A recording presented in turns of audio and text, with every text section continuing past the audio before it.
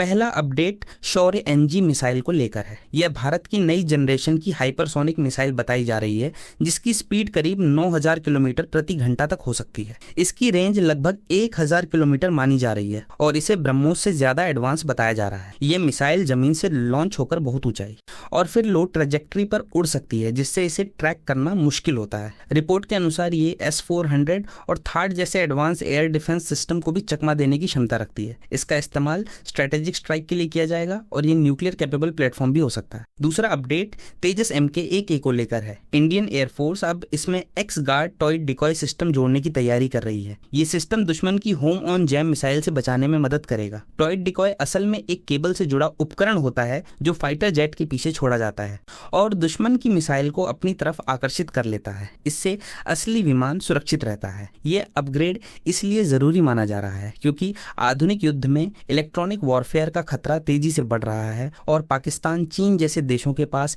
ऐसी मिसाइलें मौजूद हैं। तीसरा अपडेट रशिया के caliber PL cruise missile offer को लेकर है। रशिया ने इंडियन नेवी को 1500 किलोमीटर रेंज वाली कैलिबर PL मिसाइल देने का प्रस्ताव रखा है। ये मिसाइल खास तौर पर सबमरीन से लॉन्च के लिए बनाई गई है और डीप स्ट्राइक कैपेबिलिटी देती है। इससे इंडियन नेवी दुश्मन के अंदरूनी इलाकों में भी सटीक हमला कर सकती है। ये मिसाइल लो फ्लाइंग प्रोफाइल में उड़ती है, जिससे रडार से बचना आसान होता है। अगर ये डील आगे बढ़ती है तो भारत की अंडर वाटर स्ट्राइक पावर काफी मजबूत हो सकती है और हिंद महासागर क्षेत्र में रणनीतिक बढ़त मिल सकती है। चौथा अपडेट इंडियन नेवी के MiG-29 के फाइटर जेट को लेकर है। अब इसमें इजरायली, इंडियन और American precision guided weapon system जोड़े जा रहे हैं, जिससे इसकी स्ट्राइक क्षमता काफी बढ़ रही है। ये हथियार लंबी दूरी से बेहद सटीक निशाना लगाने में सक्षम है। इससे MiG-29 के अब सिर्फ एयर डिफेंस तक सीमित नहीं रहेगा, बल्कि कैरियर किलर रोल में भी काम कर सकेगा, यानी दुश्मन के एयरक्राफ्ट, कैरियर और बड़े जहाजों को टारगेट कर सकता है। ये बदलाव इंडियन नेवी की एयर पावर को ज्यादा खतरनाक और फ्लेक्सिबल बना रहा है। पांचवा अपडेट जापान के मोगामी क्लास और उससे आगे के टेक्नोलॉजी ऑफर को लेकर है। जापान अब अपने डिफेंस एक्सपोर्ट नियमों में ढील दे रहा है, जिससे भारत को एडवांस मस्त और सेंसर टेक्नोलॉजी मिल सकती है। यूनिकॉर्न मस्त जैसे सिस्टम जहाजों की स्टेल्थ और सर्विलांस क्षमता को बेहतर बनाते हैं। इसमें मल्टीपल सेंसर एक ही स्ट्रक्चर में इंटीग्रेट होते हैं, जिससे रडार सिग्नेचर कम होता है और डेटा प्रोसेसिंग बेहतर होती है।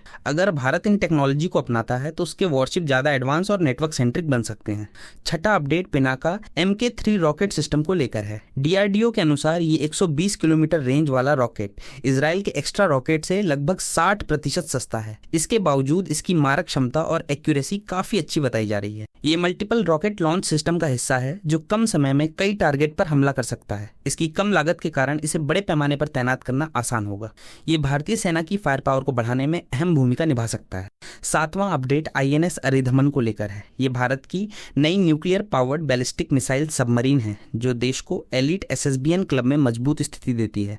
इसके कमीशन होने से भारत की सेकेंड स्ट्राइक कैपेबिलिटी और मजबूत हो गई है। इसका मतलब है कि न्यूक्लियर हमले के बाद भी भारत जवाब देने में सक्षम रहेगा। हालांकि रिपोर्ट में यह भी कहा गया है कि भारत को कमर्शियल शिपबिल्डिंग सेक्टर में अभी कई चुनौतियों का सामना करना पड़ रहा है। फिर भी ये सबमरीन स्ट्रेटेजिक डिफरेंस के लिए बहुत अहम मानी जा रही है। आठवां update Russian oil import data को लेकर है। सेंट्रल इंफॉर्मेशन कमीशन ने कहा है कि भारत द्वारा रशिया से खरीदे जा रहे तेल का डेटा RTI के तहत सार्वजनिक नहीं किया जाएगा। इसे कॉन्फिडेंशियल माना गया है। सरकार का तर्क है कि ये जानकारी देश के आर्थिक और रणनीतिक हितों से जुड़ी हुई है। अगर ये डेटा सार्वजनिक किया गया तो इससे अंतरराष्ट्रीय स्तर पर भारत की पोजीशन पर असर पड़ सकता है, इसलिए इसे एक्सेम्पशन के तहत रखा गया है। नौवां अपडेट NSA अजीत डोभाल की UAE के प्रेसिडेंट से मुलाकात को लेकर है। अजीत डोभाल ने UAE के राष्ट्रपति मोहम्मद बिन जायद अल नहयान के साथ क्षेत्रीय सुरक्षा स्थिति पर चर्चा की। इसमें मिडिल ईस्ट की मौजूदा परिस्थितियां और भारत UAE सहयोग को लेकर बात हुई। दोनों देशों के बीच स्ट्रेटेजिक पार्टनरशिप को और मजबूत करने पर जोर दिया गया। ये बैठक ऐसे समय में हुई है जब क्षेत्र में जियोपॉलिटिकल तनाव बढ़ा हुआ है। 10वां अपडेट ईरान एयर स्पेस को लेकर है। ईरान ने आंशिक रूप से अपना एयर स्पेस खोल दिया है, जिससे गल्फ देशों से भारत आने वाली फ्लाइट्स की संख्या बढ़ने लगी है। पहले प्रतिबंधों के कारण कई फ्लाइट्स को लंबा रूट लेना पड़ रहा था, जिससे समय और ईंधन दोनों ज्यादा लग रहे थे। अब स्थिति में सुधार होने से एयरलाइंस को राहत मिलेगी और यात्रियों को भी कम समय में यात्रा करने का फायदा मिलेगा। ये कदम क्षेत्र में धीरे धीरे सामान्य स्थिति लौटने का संकेत माना जा रहा है।